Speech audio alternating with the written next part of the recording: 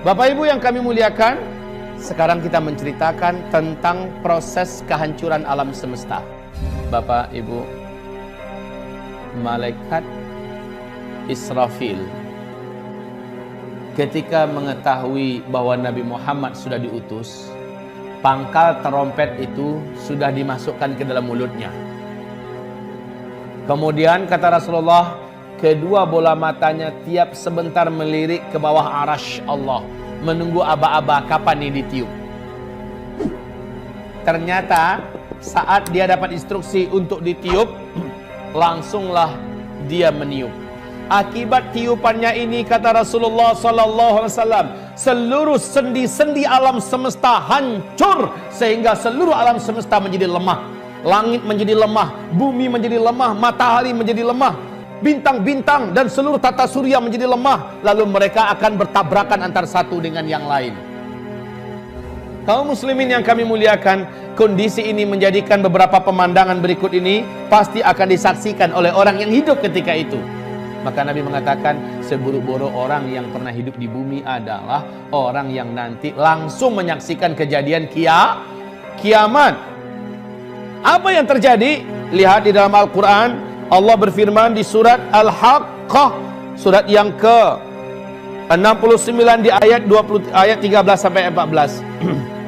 فَإِذَا نُفِخَ فِي الصُّورِ نَفْخَةٌ وَاحِدَةٌ وَحُمِلَتِ الْأَرْضُ وَالْجِبَالُ فَدُكَّتَا دَكَّةً وَاحِدَةً. Saat tiupan sangkakala pertama ditiup, bumi langsung berbenturan dengan yang lain-lainnya. Akar-akar gunung lepas, lalu menghantam kembali bumi ini. Gunung-gunung di mana lepas menghantam bumi ini. Mereka saling bertabrakan antara satu dengan yang lain. Manusia ketika itu seperti anai-anai yang berterbangan.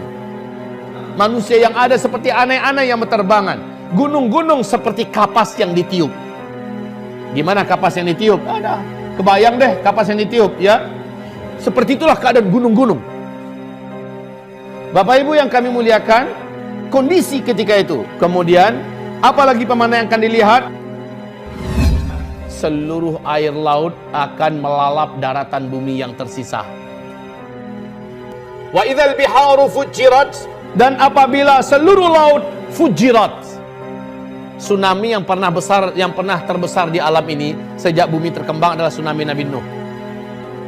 Berapa ketinggiannya? Berapa? Ya setinggi gunung. Coba deh disebutkan secara ilmiah berapa? Di Al-Bidayatu wan Nihayah oleh Al-Hafiz Ibnu Katsir dijelaskan tingginya tsunami Nabi Nuh 5.000 meter. Ya.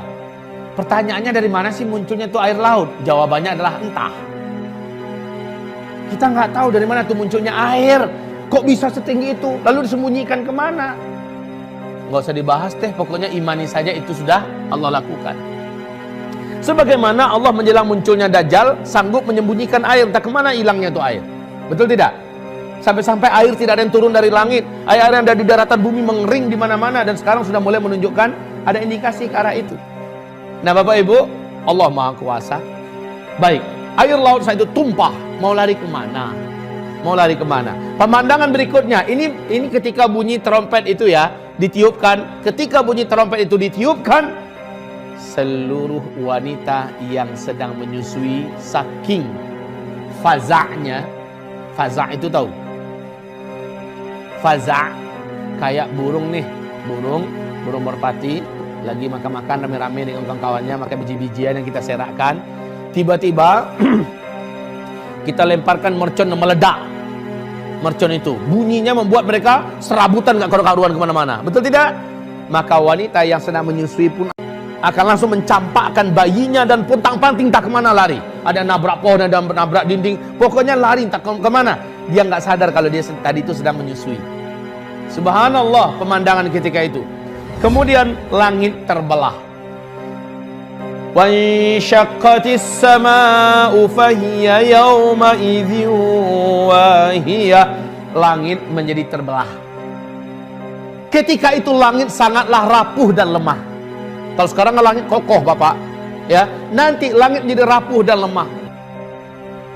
Was-samawatu matwiyatun biyaminih. Seluruh lapisan langit yang 7 digulung oleh Allah. Digulung oleh Allah dengan tangannya. Digulung oleh Allah dengan tangannya.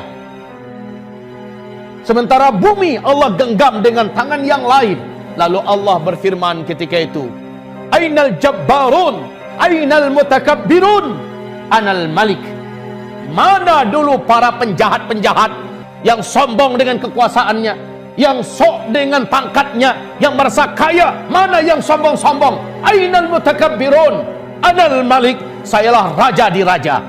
Ketika seluruhnya telah dibinasakan, ketika itu Bapak Ibu, tidak ada satu pun yang tersisa. Kullu man 'alaiha fan. Seluruh yang ada di alam semesta ini Allah jadikan fana.